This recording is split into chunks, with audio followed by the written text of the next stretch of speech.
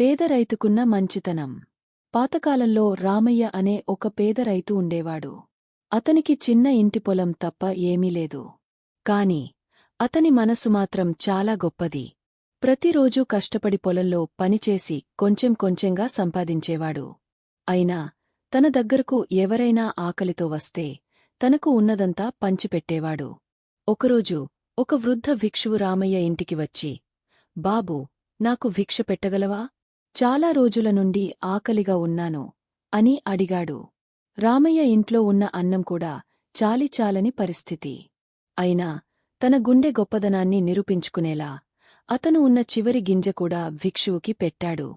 భిక్షువు తృప్తిగా భోజనం చేసి రామయ్య వైపు చూసి, నీ మంచితనానికి దేవుడు నీకు సహాయపడతాడు అని ఆశీర్వదించి వెళ్ళిపోయాడు.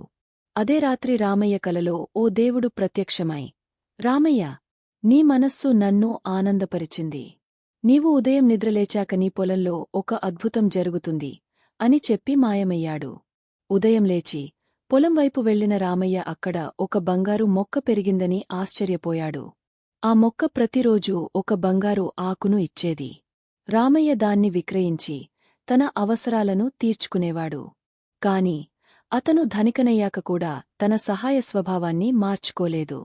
పేదవారికి సహాయం చేస్తూ తన జీవితాన్ని ధర్మపథంలో నడిపాడు. కథలోని నీతి: మనస్సు మంచిగా ఉంటే భాగ్యము మన వెంట ఉంటుంది. మరిన్ని కథల కోసం మా ఛానల్ని సబ్స్క్రైబ్ చేసుకోండి.